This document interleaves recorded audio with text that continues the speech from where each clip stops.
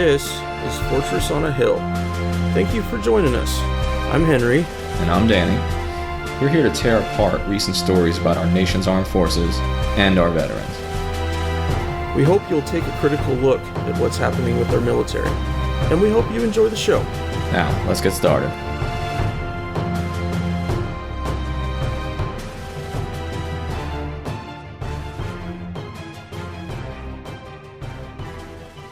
So with us today is Dr. Rachel Gillum, and we're going to be discussing her new book, Muslims in a Post 9/11 America, a survey of attitudes and beliefs and their implications for U.S. national security policy. And just to give a little bit of lead in for Dr. Gillum, she is an international security expert with over a decade of experience working with the U.S. government, multinational corporations, and within academia. She is a visiting scholar at Stanford University, where she is working with a team of European and American scholars to develop innovative immigration integration policy analysis tools. Her work appears in the Washington Post, Talking Points Memo, as well as a number of other scholarly publications. Her book with University of Michigan Press, Muslims in a Post 9/11 America, a survey of attitudes and beliefs and their implications for U.S. national security policy, explores how government counterterrorism policies can alienate the country's most integrated Muslims and become counterproductive to national security. Dr. Gillum is also Senior Director at Rice Hadley Gates, LLC, the strategic consulting firm led by former Secretary of State Condoleezza Rice, former National Security Advisor Stephen Hadley, and former Secretary of Defense Robert Gates. At the firm, Dr. Gillum and her team assist CEOs and senior executives at major companies to expand their businesses and meet challenges in key international markets, including India, Russia, China, Europe, Latin America, and the Middle East. So, Dr. Gillum, welcome to Fortress on a Hill. Thank you so much for having me. Happy to be here. Would you mind giving us a little bit of background on the book, how you came to write it, and what your thinking was along with it? Yeah, absolutely. Well, I started the book actually while I was pursuing my doctorate at Stanford University. And what the book really aims to answer initially is some common perceptions about Muslim Americans in the United States. Leading up to President Donald Trump's election, about 50% of all Americans believed that Muslims were anti-American, not part of the American fabric. 50% believe that Muslims are more prone to violence, and up to a third believe that Muslims should be subject to more scrutiny by law enforcement, closely watched, and things like this. So the book takes an aim to try to answer these questions. Are these presumptions true? And if so, what does that mean for our national security policy? So the book takes a look at those, and then it also looks at, what has the effect been of this kind of scrutiny on Muslims? What has the effect been on the community? One of the things that's interesting to me, Dr. Gillum, is the way that we speak, even just the vernacular and the language in the American political space. It is not uncommon to hear people say things like asking the question, is Islam the problem? Is Islam inherently violent? But, you couldn't imagine inserting religion in there, thinking that would be okay. If you were to say, is Judaism the problem, or is Judaism, that would immediately be considered anti-Semitic. But it seems that there is a space in the American political landscape where you can say those things, where you can ask those questions about an entire world religion. That's absolutely right. And I think the important thing is that these sort of presumptions of Islam being different or exceptional, again, has really fueled a lot of policies that I'm worried that are ineffective, are unnecessary, and are misdirecting, limited resources for our security. Absolutely, yeah, that's a really great point. I loved that alienation was one of the main themes of the study, trying to see how our counterterrorism policies are alienating Muslims. And I'm wondering from you, how did alienation become a focus of the study and of your book? Yeah, no, that's a really good question. Again, there's this presumption that Muslims in the United States are somehow not integrating into the American fabric, that they are, as you say, somehow alienated from the broader society. Again, so this is a key question I take a close look at. I look at how much Muslims are interacting with the average American. To a degree, they have friends outside of their communities, how they're doing economically and financially. Again, because there's this assumption that is not necessarily proved statistically that alienated communities are more prone to violence. Again, take a close look at that in the book and find that actually Muslims are very much integrated in the United States, socioeconomically, socially interacting with Americans. Muslims are doing very well. They also don't stand out in other ways, such as going to only Islamic schools. The mass majority of Muslims go to mainstream public American schools, are socialized in the same way as all other children in the United States. Religiously, particularly by second generation, Muslims don't stand out in any particular way as being particularly religious or, fanatical. Again, I look across a variety of measures and find that Muslims are very well integrated. By no means, is the majority of the community alienated in any way. So I think this is key in sort of addressing, again, some of those common presumptions about Muslims in the United States. Absolutely, and it's a hard direction to pick where to look in terms of where the most criticism ends up coming from. Even something from your book, like what you're talking about, that Muslim Americans make up the largest known source of information that has helped to disrupt terror plots. It's just not commonly known, but you wouldn't hear that on the nightly news.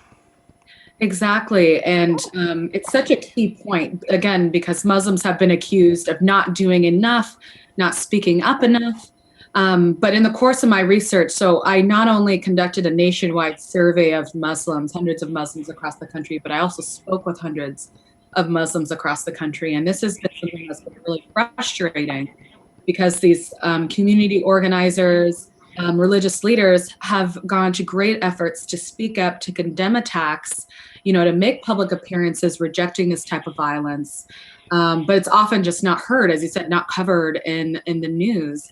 And in fact, on the flip side, when we talk about domestic terrorist events, their studies show that when a perpetrator is perceived to be Muslim, they receive up to 8 times more coverage than if a perpetrator is not Muslim. So I think that, and this in part is fueling some of those perspectives that, again, Muslims are more prone to violence and aren't speaking up enough. But part of that is just a skew in sort of what, sells in the news, what's presented on TV.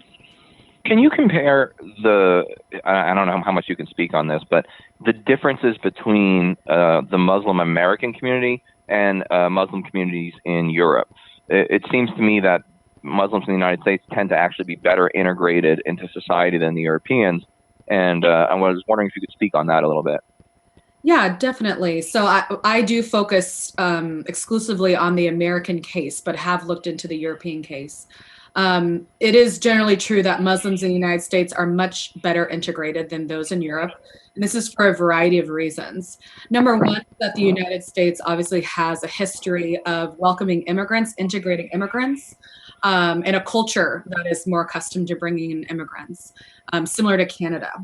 Also in the United States, we have different policies that allow for immigrants to access, our systems, become citizens more easily. This just helps support that integration, getting jobs and things like this. So it just goes much smoother. For whatever reason, our systems for integrating immigrants work better. But number two also is that the type of Muslims migrating to different countries, people are coming for different reasons. In Europe, for instance, their big inflow of Muslims came right after World War II, mostly labor to help rebuild the continent. Whereas in the United States, we tend to get a lot of high-skilled immigrants. So a lot of the Muslims coming around the world are engineers and doctors, working in high-skilled fields. So we definitely, so it's partly a sourcing issue, and then also, again, the policies that make it easier for individuals to become part of the American fabric. Yeah, that's the reason I asked, I think it's a really important point, because despite the rhetoric that we've seen from, say, the Trump campaign during the 2016 election, despite the rhetoric of, Muslim otherness or Islamic danger, it seems that the United States has actually done a pretty fantastic job of integrating Muslim Americans. And compared to Europe, I would say we're on the forefront. And yet, as I think your work shows, that has not necessarily been the common perception, because so many Americans really fear Islam. Yeah, absolutely. And unfortunately, again, some of this rhetoric from our highest offices is driving, some of this fear among the population. We see that right around every major election cycle, that hate crimes against Muslims and negative public towards Muslims increase, in part because politicians are sort of using this fear-mongering, again, to gain political points, because that's an effective political strategy, but it has very negative, ramifications for Muslims and other groups that are subject to this, type of rhetoric. I saw that the study showed, by and large, that American police officers see far-right extremism caused by white Americans as a much bigger problem than similar instances with foreign-born or American-born Muslims. Although we would also not hear that on the nightly news. In going through the study, how do you think Muslims can show themselves for the diverse community they are? Because that was one of the things that I'm sure that I thought about before, but never really went over until I read your book, was about how diverse they are, and how that looking at any of them as simply a placeholder for extremism is just a dangerous way to think. Yeah, that's a really good point. The community is incredibly diverse, not only among the immigrant Muslim population. They come from 70 different countries, speak a variety of different languages, and also practice various forms of Islam. And in many cases, when people come to the United States, this is the first time, they're interacting with Muslims from different parts of the world.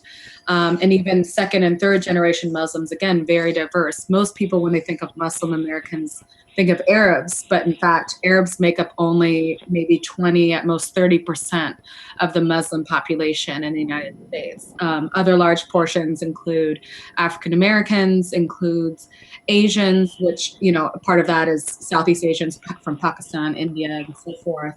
But also Europeans. Really diverse community, diverse views on a variety of issues.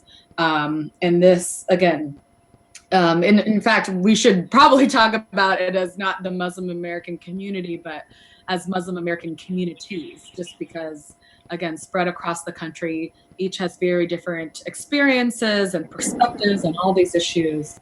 So yeah, that's absolutely a key point. We hear this rhetoric from the far right about the danger of, say, Sharia law becoming the norm in some of these communities, specifically like in Michigan and some of the places where there are large Muslim American populations. What do you see as the danger of that rhetoric? Obviously it's not true, but it does certainly resonate in the political space. So what are the dangers of unfairly demonizing this community? Yeah, that the anti-Sharia sort of craze, it seemed to be in trend in several states where people were passing this anti-Sharia legislation, is purely symbolic, just because, based on U.S. laws, we're not going to have a religious law trump U.S. laws. And our law does allow for individuals to practice, some religious, practices, as long as it doesn't directly conflict with U.S. law. For instance, there's allowances in Judaism, for Catholics, for different religious groups throughout the United States. Anyway, as you said, I actually looked at this very question among my survey respondents, compared them to the average American.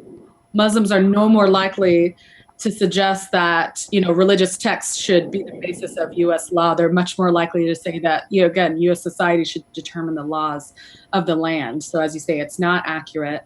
But again, it's demonizing it. It makes people think that all Muslims are coming here to, again, not become a part of the American fabric, suggesting that Muslims would rather, again, live these separate lives, which is just not true as far as what we see in the data. And as we see Muslims, again, integrating very much in American society in all sorts of ways, as far as friends, intermarriage, just participating in common American activities, if you will. Again, it just paints a misleading picture, I think is what's unfortunate. Absolutely. So I'd like to talk about U.S. military action overseas for a little bit. U.S. military action against Muslims in other countries was seen in the study as it should be, I think, as a perceived disregard for the safety of Muslims by our government at large, and was a major source of anger on the part of some U.S. Muslims. What I'm wondering is, how did the perceptions of Muslims, U.S. based Muslims, how did their perceptions towards the military and its missions abroad change when it came to second and third generation Muslims here in the U.S.?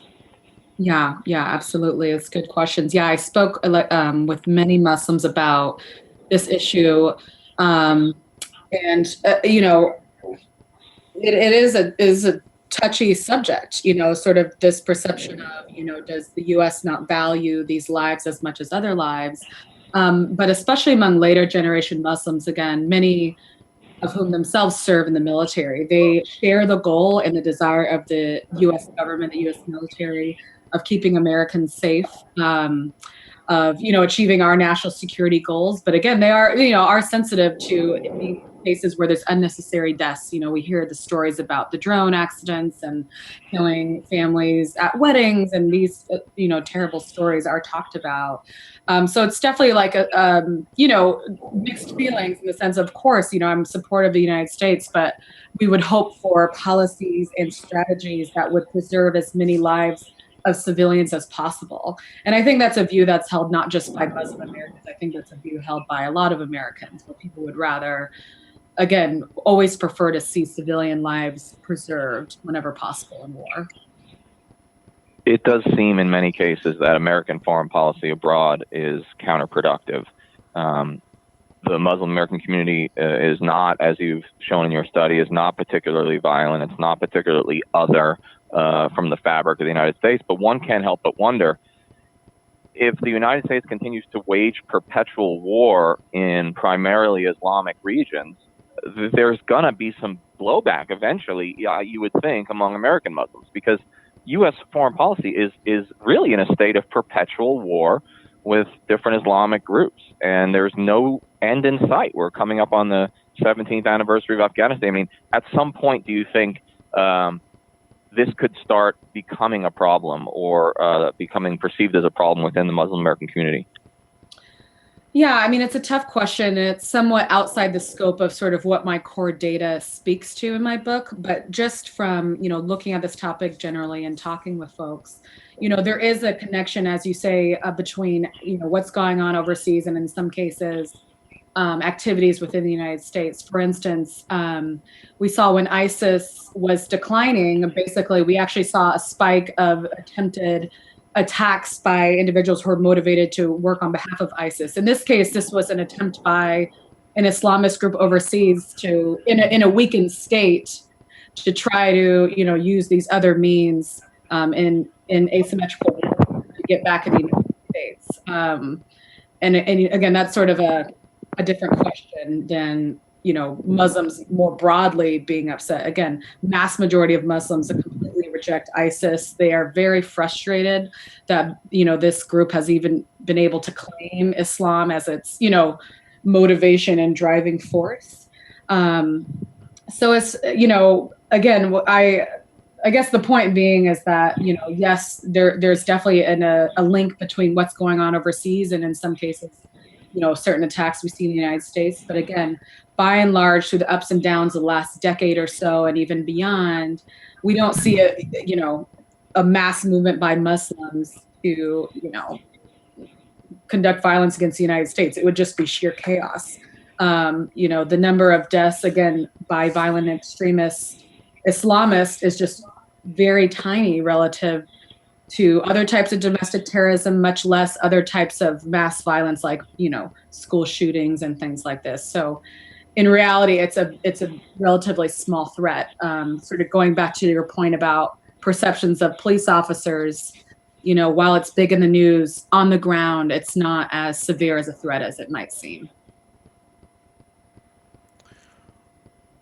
What would you say out of the study shocked you the most after having gone through it all?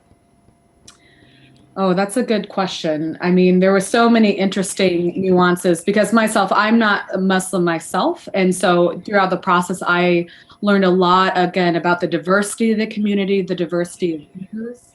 And I think one point that really hit home, again, was just how much US-born Muslims, they see themselves, again, as full 100% Americans. And again, these questions about, are you American first or Muslim first? I mean, these are just incredibly frustrating questions to them because, again, it's not posed in either group, and they're just like, of course I'm American. And, asking which comes first is, again, a presumption that somehow the two things are in conflict, which in their view, they're absolutely not. And again, throughout the book, I find that, it's really US-born Muslims who, they're the most frustrated with some of the policy changes that seem to be targeting wrongfully Muslims, in part, again, because they have, high expectations for good governance, equal representation under the law. They understand their rights, and they want to see the U.S. government operate at its best. They want to see it do well. And anyway, that was definitely a key theme that surfaced in the study. Yeah, they really want to be able to believe in the American dream.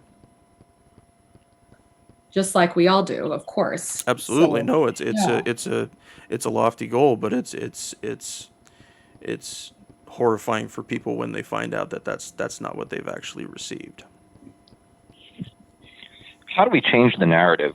Because especially on the political right, the perception versus the reality is way out of whack. I mean, the political right really seems to believe that Islam is a problem and that domestic Islamic terrorism is this massive threat. How do we get studies like yours out into the mainstream? I mean, obviously we're having you on the pod partly to contribute to that, but it can seem frustrating because all the data may speak to one truth, and yet this sort of demonization of Islam continues to be mainstream political opinion on the right. Yeah, and it is incredibly frustrating. And I think, who we vote into office is really key. Again, we see that political rhetoric by candidates, by politicians really does drive public opinion on this issue. And I hope studies like mine, I hope studies of my colleagues really can start to challenge that. But, it starts with our government leaders. Recently, President Trump issued the order of a study on domestic terrorism, and the DOJ and DHS released a study that was basically trying to make the argument that the source of all the terrorism in the United States is coming from abroad. But this study has been widely rejected by scores of academics and national security experts by basically this manipulation of the data, when in reality, maybe 17% at most of domestic terrorism threats come from overseas. Again, the study completely ignored the threat of right-wing terrorism, which has accounted for over 70% of deaths, just this last year, among all domestic cases. So we have to continue to watch carefully, sort of how these narratives are being manipulated to support different policy goals. And, again, unfortunately, it kind of starts at the top in many cases. My last question for today: who are your go-to defense writers?